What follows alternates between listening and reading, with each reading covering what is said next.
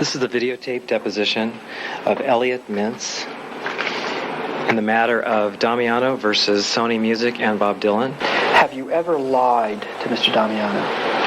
Yes.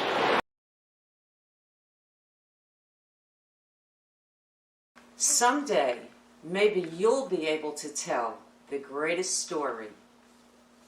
Say the greatest line. Give the greatest performance. Find the greatest find.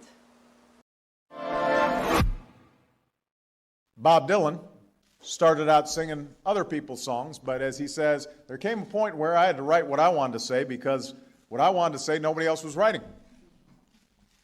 So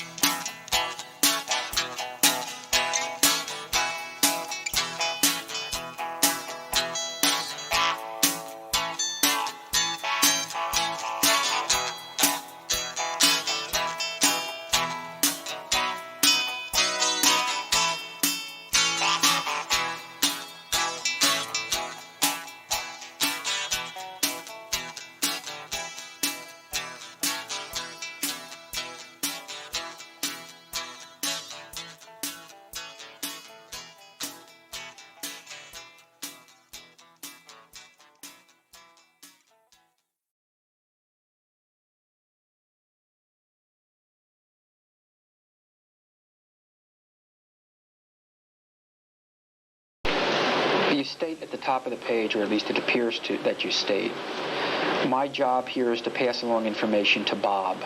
Do you recall saying that, sir? Looking Yes. at the top. Okay. And Bob, of course, is Bob Dylan. Yes. And then you say, which I think I have. Do you see that, sir? Yes. Did you say that?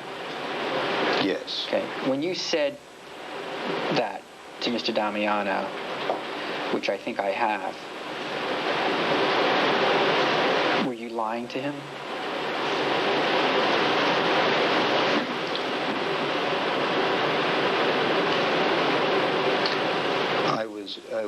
I was. Do you recall ever giving Mr. Damiano your fax number? Yes. And when you need to reach Mr. Dylan, how do you reach him? I phone him. At his home? If he's in Los Angeles, yes. If he's on the road, I try and locate him that way. Okay.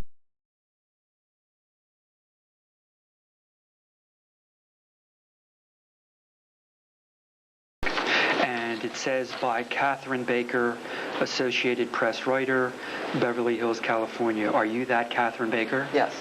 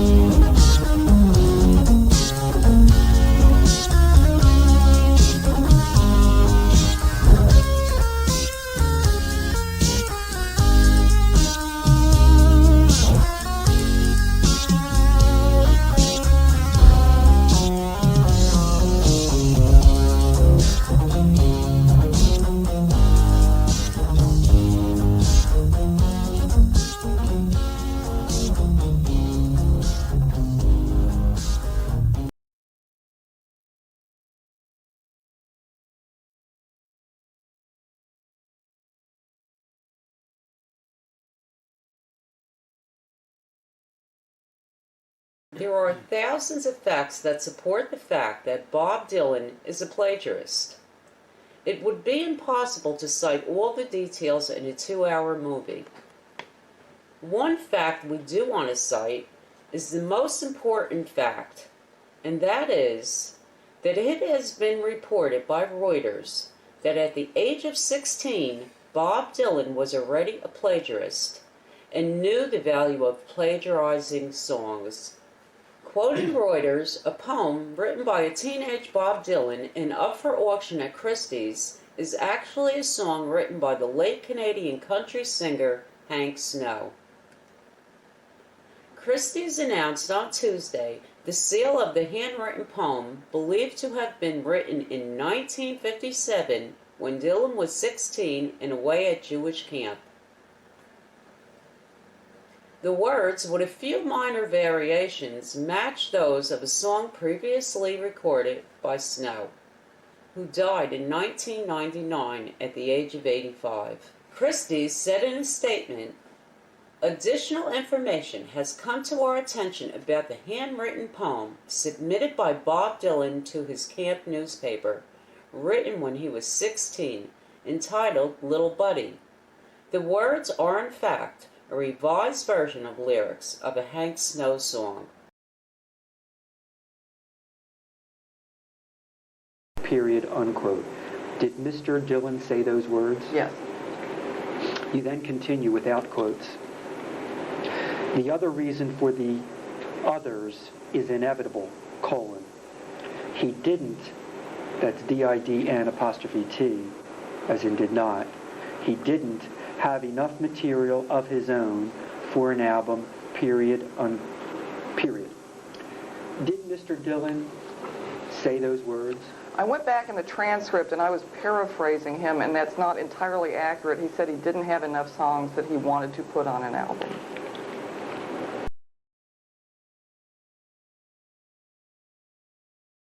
And as you know, you're here today concerning an interview that you conducted with Mr. Dylan. You understand that? And when was that interview conducted, ma'am? August 5th, 1988. Okay. And in preparation for today's appearance here, did you review any notes? Yes, I reviewed the transcript of the tape. Okay. And does a tape recording exist? Yes.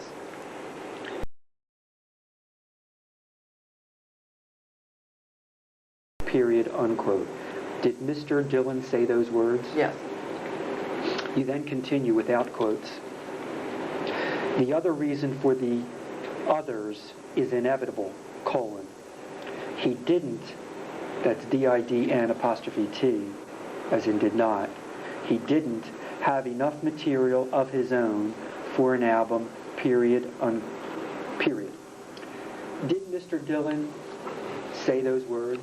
I went back in the transcript and I was paraphrasing him, and that's not entirely accurate. He said he didn't have enough songs that he wanted to put on an album.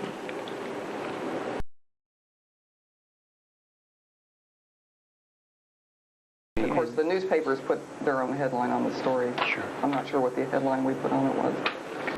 And it says by Catherine Baker, Associated Press writer, Beverly Hills, California. Are you that Catherine Baker? Yes.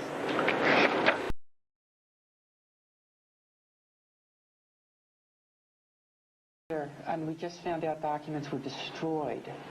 So please, get off your high horse. Get off your high horse, please. Before the lawsuit was filed, thank you. Blank pieces of paper. Not Before the blank, lawsuit not was blank filed. pieces of paper. Documents that he's contending were illegible. And What are you saying right were now? not blank.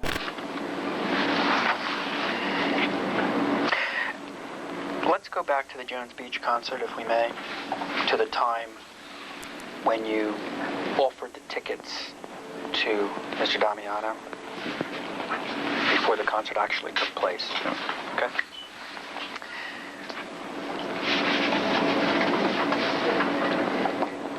During that point in time when you offered the tickets to him and before he actually went to the concert, did you ever say to him or suggest to him that maybe he should bring some of his songs with him? No, I did not. Any, right, do you saying that, or is it you just don't recall one way or the other? I deny suggesting to Jim that he bring songs along with him. I did, however, concur with him when he asked me, do you think I should bring my songs with me? I said, sure, why not? What could it hurt?